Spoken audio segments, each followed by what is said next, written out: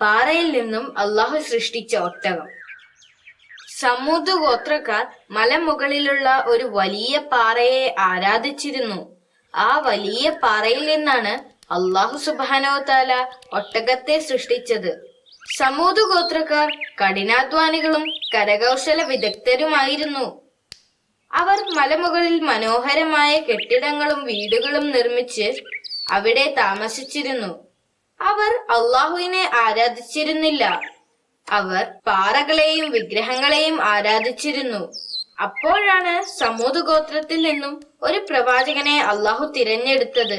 അതായിരുന്നു സ്വാലിഹ് നബി അലൈഹിസ്സലാം. ഒരു ദിവസം പതിവ് പോലെ സമൂദ് ഗോത്രക്കാർ മലയുടെ മുകളിൽ ഒരു വലിയ പാറയ്ക്ക് ചുറ്റും കൂടി അവർ ആ പാറയെ ആരാധിച്ചു കൊണ്ടിരിക്കുകയായിരുന്നു. കുട്ടികൾ തങ്ങളുടെ പൂർവികരെ കണ്ട് അവരും ആ പാറയെ ആരാധിക്കാൻ തുടങ്ങി. അവർ ആ പാറയുടെ തൃപ്തിക്കും അനുഗ്രഹത്തിനും വേണ്ടി ആടുകളെ ബലി കൊടുത്തിരുന്നു.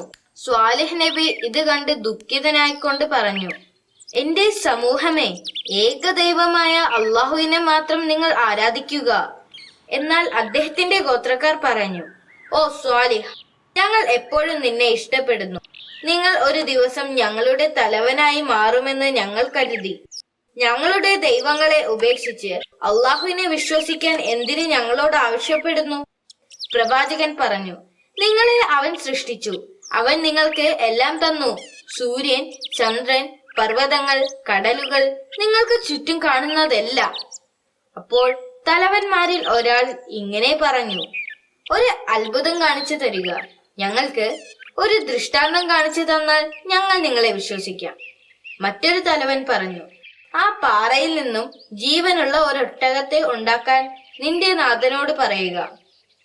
പിന്നെ മറ്റൊരു തലവൻ പറഞ്ഞു, അതെ, ഒട്ടകം ഗർഭിണിയായിരിക്കണം. അവൻ ചിരിച്ചു. പ്രവാചകൻ കുറച്ചു സമയം ചിന്തിച്ചിട്ട് പറഞ്ഞു, അള്ളാഹു ഈ ദൃഷ്ടാന്തം കാണിച്ചു തന്നാൽ ഏകദൈവമായ അള്ളാഹുവിൽ നിങ്ങൾ വിശ്വസിക്കുമോ? ഞാൻ അവന്റെ ദൂതനാണെന്നും നിങ്ങൾ വിശ്വസിക്കുമോ? അതെ, അവർ മറുപടി പറഞ്ഞു. അപ്പോൾ നബി അള്ളാഹുവിനോട് അവരുടെ ആവശ്യം നടത്തി കൊടുക്കാൻ പ്രാർത്ഥിച്ചു. അത്ഭുതം എന്ന് പറയട്ടെ, ആദ്യം പാറക്കല്ലുകൾ തകർന്ന ശബ്ദം കേട്ടു. അപ്പോൾ പെട്ടെന്ന് പാറ രണ്ടായി മാറി. അവിടെ ഒരു സുന്ദരിയായ ഒട്ടകം പ്രത്യക്ഷപ്പെട്ടു. അത് വലുതും ഗർഭിണിയുമായിരുന്നു. ജനങ്ങൾ ഒട്ടകത്തെ കണ്ടപ്പോൾ ആശ്ചര്യപ്പെട്ടു. അവർക്ക് അവരുടെ കണ്ണുകളെ വിശ്വസിക്കാൻ കഴിഞ്ഞില്ല. ചിലർ കണ്ട കാര്യങ്ങൾ വിശ്വസിച്ചു. എന്നാൽ മറ്റു ചിലർ, പ്രത്യേകിച്ച് സമ്പന്നരും ശക്തരും, ഇത് മാജിക് ആണെന്ന് കരുതി. അള്ളാഹു തന്റെ മഹത്വം കൊണ്ട് ആ പാറയിൽ നിന്നും വരുത്തിയ ഒട്ടകത്തിന്റെ മുമ്പിൽ പ്രവാചകൻ സാഷ്ടാംഗം നമസ്കരിച്ചു. പലരും സാഷ്ടാംഗം നമസ്കരിച്ചു. അവർ അള്ളാഹുവിൽ വിശ്വസിച്ചു എന്ന് പറയുകയും ചെയ്തു. പ്രവാചകൻ പറഞ്ഞത് സത്യമാണ്. അവർ പറഞ്ഞു, അള്ളാഹു യഥാർത്ഥ ദൈവമാണ്. ഇപ്പോൾ പോലും വിശ്വാസികളുടെ എണ്ണം വളരെ കുറവായിരുന്നു. മറ്റുള്ളവരുടെ മനസ്സ് ഇപ്പോഴും അള്ളാഹുവിൽ വിശ്വസിക്കാൻ തയ്യാറായില്ല. 3 ദിവസം കഴിഞ്ഞ് ആ ഒട്ടകം സുന്ദരനായ ഒരു ആൺ ഒട്ടകത്തെ പ്രസവിച്ചു. ആ ഒട്ടകം എല്ലായ്പ്പോഴും അവന്റെ അമ്മയെ പിന്തുടർന്നു. വളരെ പെട്ടെന്ന് തന്നെ ഒട്ടകവും അവന്റെ മകനും സ്നേഹത്തിന്റെയും കരുണയുടെയും ചിഹ്നങ്ങളായി മാറി. അപ്പോൾ പ്രവാചകൻ തന്റെ ജനത്തോട് പറഞ്ഞു, നിന്റെ രക്ഷിതാവിങ്കിൽ നിന്നുള്ള വ്യക്തമായ തെളിവും കൊണ്ടാണ് ഞാൻ പറയുന്നത്. അള്ളാഹുവിന്റെ ഭൂമിയിൽ നടന്ന് തിന്നുവാൻ ആ ഒട്ടകത്തിനെ വിട്ടേക്കുക. അതിനെ ഉപദ്രവിക്കരുത്. നിങ്ങൾ അങ്ങനെ ചെയ്താൽ അള്ളാഹു നിങ്ങളെ ശിക്ഷിക്കും. ദിവസങ്ങൾ കടന്നുപോയി. ഒട്ടകം ധാരാളം വെള്ളം കുടിക്കുമായിരുന്നു. കിണറിനരികിൽ നിന്നും ഒട്ടകം വെള്ളം കുടിക്കുമ്പോൾ മറ്റു ജീവജാലങ്ങളോ ആളുകൾക്കോ കിണറിനടുത്തേക്ക് പോകാൻ കഴിഞ്ഞിരുന്നില്ല. ഒട്ടകത്തിന്റെ കുട്ടിക്ക് പാൽ കൊടുക്കുന്നത് കണ്ടപ്പോൾ അവരുടെ വായിൽ വെള്ളമൂറി. അവർ പ്രവാചകന്റെ അടുത്ത് ചെന്ന് ചോദിച്ചു, ഒട്ടകം പാൽ ചുരത്തുന്നുണ്ട്. എന്തായാലും അത് മുഴുവൻ അതിന്റെ കുട്ടി കുടിച്ചു തീർക്കില്ല. അതുകൊണ്ട് അതിന്റെ പാൽ എടുക്കുന്നതിന് അനുവദിക്കണം. അദ്ദേഹം ഒരു നിമിഷം ആലോചിച്ചു.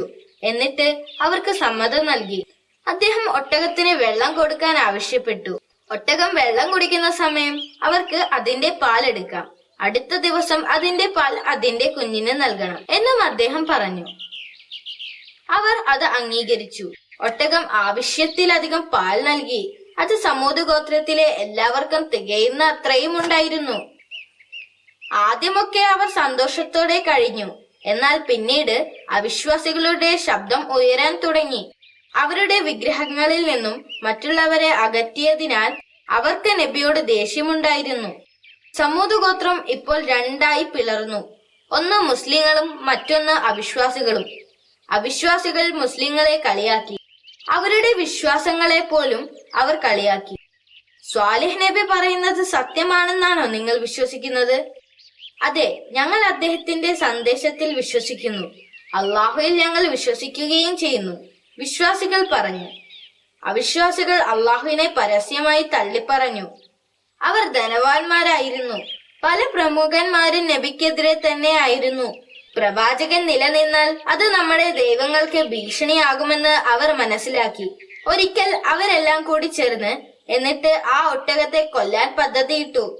സമൂദ് ഗോത്രത്തിലെ അഭിസാരിണികളായ സ്ത്രീകളുടെ സഹായത്തോടുകൂടി 9 മല്ലന്മാരെ ഒട്ടകത്തെയും കുഞ്ഞിനെയും കൊല്ലാൻ തയ്യാറാക്കി. അടുത്ത ദിവസം അവർ ഒട്ടകത്തെ നിരീക്ഷിക്കാൻ തുടങ്ങി. ഒരാൾ അതിന്റെ കാലിൽ അമ്പെയ്തു. ഒട്ടകം കരയാനും ഓടാനും തുടങ്ങി. എന്നാൽ അമ്പ് അതിന്റെ കാലിൽ തറച്ചതിനാൽ അതിന് ഓടാൻ സാധിച്ചില്ല. മറ്റുള്ളവർ അതിനെ പിന്തുടർന്ന് അതിന്റെ മറ്റേ കാൽ വാളുകൊണ്ട് വെട്ടി. ആ ഒട്ടകം താഴെ വീണ് കരയാൻ തുടങ്ങി. അവർ തങ്ങളുടെ കയ്യിലുണ്ടായിരുന്ന ആയുധങ്ങൾ ഉപയോഗിച്ച് ആ സാധു മൃഗത്തെ കുത്തിക്കീറാൻ തുടങ്ങി. ഒടുവിൽ ഒട്ടകം മരിച്ചു. അതിനെ കൊന്നവർക്ക് വമ്പൻ സ്വീകരണം അവർ ഒരുക്കി. അവർ മദ്യവും പാട്ടും നൽകി. അവർ സന്തോഷം കൊണ്ട് തുള്ളിച്ചാടി. അവർ ഈ ദൗത്യത്തിൽ അള്ളാഹുവിനെ ജയിച്ചതായി കരുതി. മരിച്ചു കിടക്കുന്ന ഒട്ടകത്തെ കണ്ട് പ്രവാചകന്റെ ഹൃദയം തകർന്നു. അദ്ദേഹം വളരെ വിഷമത്തോടുകൂടി പറഞ്ഞു, 3 ദിവസം കൂടി നിങ്ങൾക്ക് സന്തോഷിക്കാം. കാരണം അള്ളാഹു നിങ്ങൾക്കുള്ള ശിക്ഷ അയക്കുന്നുണ്ട്. എന്തിനാ 3 ദിവസമാക്കുന്ന? ഇപ്പോൾ തന്നെ അങ്ങ് തന്നൂടെ? അവർ പ്രവാചകനെ പരിഹസിച്ചുകൊണ്ട് ചോദിച്ചു. സ്വാലിഹ് നബി പറഞ്ഞ ശിക്ഷയുടെ നാൾ വന്നെത്തി. അവിശ്വാസികൾ പാറക്കല്ലുകൊണ്ടുണ്ടാക്കിയ ഭവനങ്ങളിൽ സുരക്ഷിതരായി ഇരിക്കുമെന്ന് പ്രതീക്ഷിച്ചിരുന്നു. പെട്ടെന്നൊരു ഇടിനാദം അവർ കേട്ടു. ഭൂമി കുലുക്കവും ഉണ്ടായി. ആ ഭൂമിയെല്ലാം എല്ലാവരെയും കൊല്ലും വിധം ഇളകി മറിഞ്ഞു. അവരുടെ ബലമുള്ള വീടുകളോ കല്ലുകൊണ്ടുള്ള സുരക്ഷിത സ്ഥാനങ്ങളോ അവരെ രക്ഷിച്ചില്ല. എന്താണ് സംഭവിക്കുന്നത് എന്ന് മനസ്സിലാക്കുന്നതിനു മുൻപ് തന്നെ അവരെല്ലാം കൊല്ലപ്പെട്ടു.